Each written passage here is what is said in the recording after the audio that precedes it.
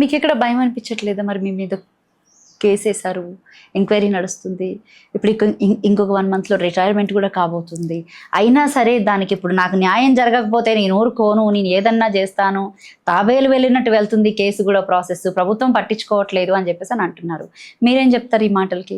అసలు అది మీకు కేసు రిజిస్టర్ చేయటమే పెద్ద ఫేవరు.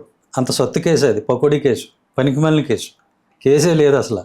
సుప్రీంకోర్టుకి వెళ్తేనే పోయా ఉంది, అది పట్టుకొచ్చి ఇక్కడ పవర్ ఉంది కాబట్టి ఒక ఎఫ్ఐఆర్ చేయించుకున్నాం. అది కూడా ఎట్లా, ఎస్పీ గారికి ఈరోజు ఈమెయిల్ ఏదో పెట్టాడు, పిటిషన్ ఇచ్చాడు, చూసి పక్కన పడేశారు. ఇందులో ఏమి లేదు, 3 ఏళ్ళ తర్వాత కేసు ఏంటి అయినా అని, ఇప్పుడు ఏముంటుందని పడేస్తే ఈయన వెళ్ళి పోరు పెట్టి కింద మీద పడి చిన్నపిల్లల్లో గుక్కబెట్టి ఏడిచి 1 నెల రోజుల తర్వాత ఒక ఎఫ్ఐఆర్ వేయించుకున్నాడు.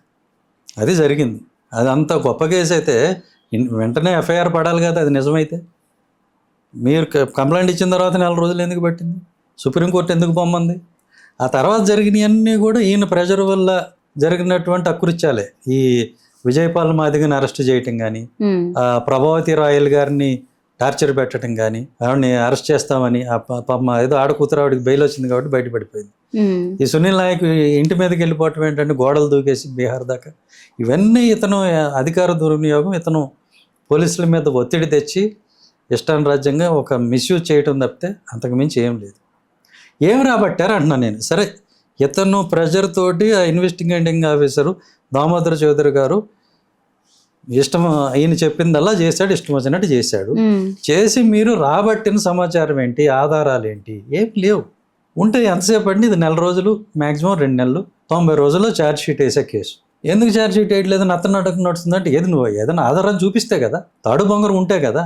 మెడికల్ రిపోర్ట్లో ఎక్కడా లేదు.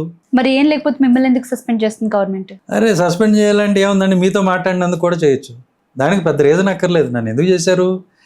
నేను ఫారిన్ టూర్స్కి వెళ్ళాను, వాటిల్లో అన్నిటికీ పర్మిషన్స్ ఉన్నాయి. ఒకదానికి ఏదో నేను పర్మిషన్ లెటర్ పెట్టి వెళ్ళిపోయాను, అది శాంక్షన్ అవ్వలేదు, ఎక్కడో మిస్ అయింది, దానికి చేశాను, అది రీజన్. మీరు జగన్ ప్రభుత్వంలో బేసిక్గా ఏడీజీపీ అంటే అడిషనల్ డైరెక్టర్ ఆఫ్ జనరల్ పోలీస్గా వర్క్ చేశారు కాబట్టి ఆ టైంలో మీకు కొన్ని వివరాలు అయితే పూర్తిగా తెలిసే ఉండాలి. అయితే రఘురామకృష్ణరాజు విషయంలో పర్టికులర్గా మీకు ఏమన్నా ఆయన మీద ఒక గ్రడ్జ్ ఉందా, లేకపోతే బీయింగ్ ఏ పోలీస్ ఆఫీసర్ మీరు చేయాల్సినటువంటి న్యాయం ధర్మంగా మీరు సుమోటోగా కేసు ఫైల్ చేశారా, లేకపోతే ఇంకొకటి ఇక్కడ అతని గురించి మీకు ఇంకా పూర్తి వివరాలు తెలిసి మీరేమైనా అట్లాంటివి అంటే సుమోటోగా కేసు తీసుకోవడం జరిగింది, అంటే సెడిషన్ అరెస్ట్ చేశారా? అంటే రఘురామకృష్ణరాజుకి నాకు వ్యక్తిగతంగా ఎలాంటి వైరం లేదు.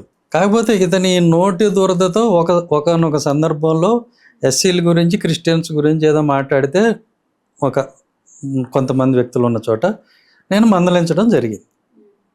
ఎప్పుడు, ఏ టైంలో ఇది? అది చాలా కాలం, నాకు కరెక్ట్గా ఎగ్జాక్ట్ ఇది గుర్తు. జగన్ గవర్నమెంట్ ఉన్నప్పుడు, అప్పుడు ఇంకా రాకముందో, అప్పటి నుంచి తెలుసు అతను నాకు. బేసిక్గా ఇతను ఏంటంటే నోటికి ఏదో వస్తే అది మాట్లాడే మనిషి.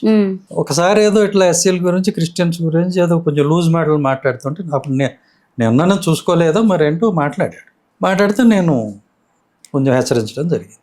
హెచ్చరించి నేను వచ్చేసాను అక్కడి నుంచి. సో అంతకు మించి అతని మీద నాకేం లేదు.